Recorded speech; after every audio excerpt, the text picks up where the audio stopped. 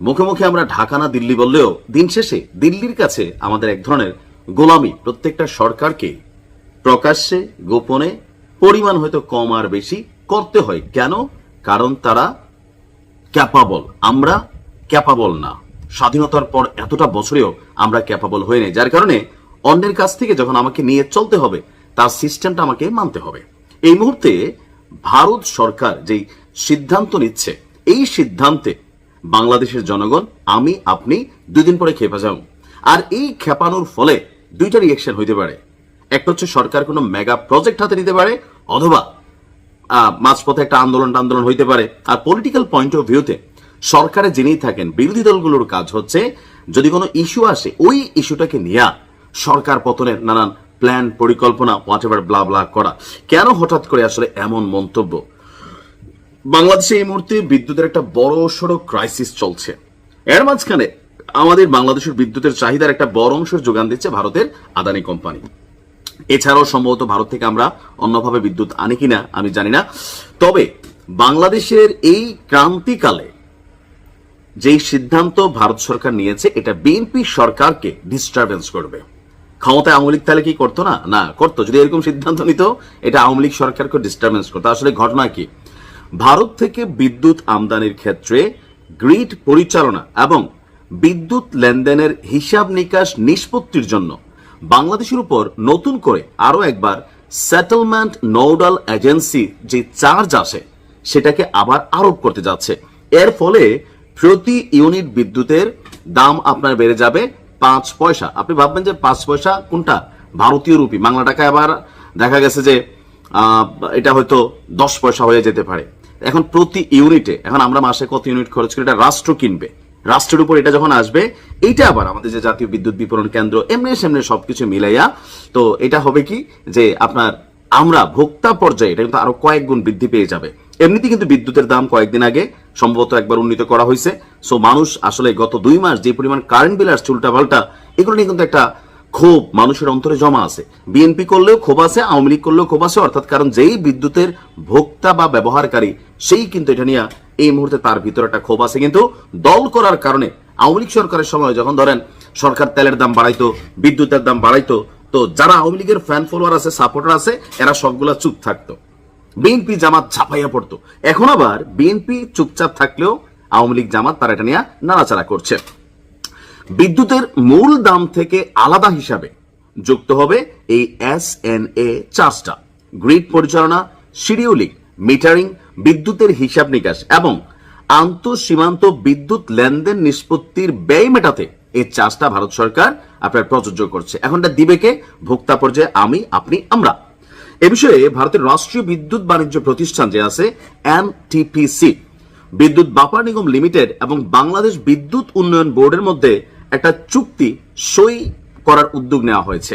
18 August বিদ্যুৎ বিভাগ থেকে এই চুক্তি করার বিষয়ে মতামত চেয়ে অর্থ বিভাগকে চিঠি দেওয়া হয়েছে। কারণ টাকাটা দিবে কে? অর্থ বিভাগ।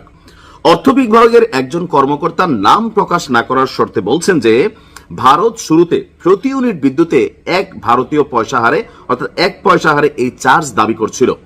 পরে বিপিডিবির দর কষাকষি করে চার্জের হার প্রতি ইউনিটে 0.005 রুপি অথবা আধা পয়সা নির্ধারণ করেছে। ওই কর্মকর্তা বলছেন যে ভারতের বিদ্যুৎ বিষয়ক আইন অনুযায়ী এই চুক্তি করতে হবে। চুক্তির স্বাক্ষর যদি লেট হয়, ভারত থেকে 1160 মেগাওয়াট বিদ্যুৎ আমদানির যে বিষয়টা আছে সেটা এই মুহূর্তে ব্যাহত হবে। অর্থাৎ আমাদেরকে চিপায় ফেলা এখন একটা ক্রাইসিস মোমেন্ট। সো সরকারকে যে কোনো এতে এই বিদ্যুতের সাপ্লাই মেকানিজম করতে হচ্ছে। কারণ ইন্ডাস্ট্রিগুলো গ্যাসের কারণে, বিদ্যুতের কারণে অনেক ধরনের ঝামেলা হচ্ছে। আজকে কোথায় দেখলাম 2 তরুণ উদ্যোক্তার কয়েক কোটি টাকার মাছ মরে গেছে পানিতে, অক্সিজেন সংকট। কারণ বিদ্যুৎ সাপ্লাই নেই, সম্ভবত পানিতে তারা মোটরের মাধ্যমে সেখানে অক্সিজেন সাপ্লাই কোনো কিছু একটা ইস্যু ছিল। তো সকল কিছু মিলিয়ে বলা হয়েছে যে ভারতের সঙ্গে ভুটান এবং নেপালের আগে থেকেই এই চুক্তিটা আছে। এখন বিদ্যুৎ আমদানির ক্ষেত্রে ভারতীয় রুপি 0.005 হারে SNA চার্জ করছে, বাংলাদেশের জন্য একই হারে প্রস্তাব করা হয়েছে। তাহলে আমরা ভারত থেকে কিভাবে বিদ্যুৎটা আমদানি করি? প্রতি 1 ঘন্টায় 11,60,000 ইউনিট আমরা আমদানি করি। প্রতি ইউনিটে এই আধা পয়সা যোগ হইলে SNA চার্জ যাবে 1 ঘন্টায় 5,800 রুপি, অর্থাৎ বাংলাদেশি টাকায় 7,000 টাকার মতন। এখন এটা তো রাষ্ট্রের ব্যয়, তো রাষ্ট্র আবার আমাদের কাছে এটাকে সেল করতেছে না বিদ্যুৎ বিভাগের মাধ্যমে, অনেক ক্ষেত্রে ভর্তুকি দিচ্ছে। অর্থাৎ সবকিছু মিলিয়ে ভারত যদি এই চাপটা তৈরি করে, এখন আওয়ামী লীগ সরকার থাকলে করতো কিনা জানি না, কারণ আওয়ামী লীগের সাথে তাদের একটা সুসম্পর্ক ছিল। যদি বিএনপির সাথে এই মুহূর্তে রাষ্ট্র টু রাষ্ট্র G2G একটা সুসম্পর্ক আছে, তারপরেও এই ঘটনাটা এই মুহূর্তে রাষ্ট্রের জন্য একটা চাপের বিষয়। অর্থাৎ ক্ষমতা কে আছে? বিএনপি। সরকারে যিনি থাকবেন তিনি চাপটাকে পোহাতে হবেন। এখন এই বিদ্যুৎ নিয়ে গেল 17 বছর আওয়ামী লীগ সরকার লোন করুক, ঋণ করুক, বাংলাদেশকে ঋণের জালে ডুবাই দেখ, যেমনি যেমনি হোক, কিন্তু তলে তলে পাবলিককে গ্যাস বিদ্যুতের একটা বিষয় কিন্তু কন্টিনিউ করে গেছে। এখন এটা কি ওই যে ঋণ করে আমরা ঘি খাইলাম, যে ঋণটা আসলে তলে তলে দেখলাম না সরকার পরিবর্তনের আগ পর্যন্ত? এখন যখন নতুন সরকার আসছে, বিশ্ব ব্যাংক থেকে শুরু করে অনেক জায়গায় আমাদের অনেক টাকা মানে আমরা দেনা হয়ে গেছি। এখন এই দেনাগুলা কি উপর দিয়ে আমাদেরকে পানি ঢাললো, নিচে দিয়ে গোড়া কাটলো, এরকম নাকি আসলে এখানে অন্য কোনো কাহিনী? এটা আসলে বোঝার কিন্তু কোনো উপায় নেই। যেহেতু সরকার পরিবর্তন হয়েছে, এখন কিন্তু এই বিষয়টা সামনে আসছে। তো এতে করে যেটা হবে যে জনগণের মধ্যে একটা ক্ষোভ তৈরি হবে, লোডশেডিং কিন্তু বাড়বে। আমি গতকালকে একটা নিউজ দিছি জাতীয় গণমাধ্যম থেকে, আমি আপনাদেরকে এই রিপোর্টগুলো যখন করি, বাংলাদেশের প্রথম শ্রেণীর গণমাধ্যমগুলোকে কোড আন কোড আমি কিন্তু তথ্যগুলো দিচ্ছি, নিজে বানাই এখনো এখানে দুটা কথা বলতেছি না, হয়তো মতামতটা আমি আমার মতো করে প্রকাশ করতেছি। এতে হবে কি, রাজনৈতিকভাবে বিরোধী দলগুলো করে কি, সরকারের উপর পাবলিক যে ইস্যুগুলো থাকে এগুলো তার একটা জনমত তৈরি করার চেষ্টা করে, একটা কি বলে যে বিক্ষোভ করার চেষ্টা করে। তো মাঝে মাঝে থাকে না যে হুট করে একটা ঘটনা হয়, তবে আমার মনে হয় না যে এই ইস্যুতে হবে, কারণ সরকার অবশ্যই তাদের কাছে plan B C D of course আছে কিভাবে এই বিদ্যুৎ সংকট কাটিয়ে ওঠা যায়। নিশ্চয়ই সরকার যে যারা দেখার তারা দেখছেন। আর এই মুহূর্তে কিচ্ছু করার নাই আমাদের, কারণ আমরা বিদ্যুৎ উৎপাদন করতে পারি না, যেগুলো আছে সেগুলো ঠিকমতো সাপ্লাই করতে পারতেছি না।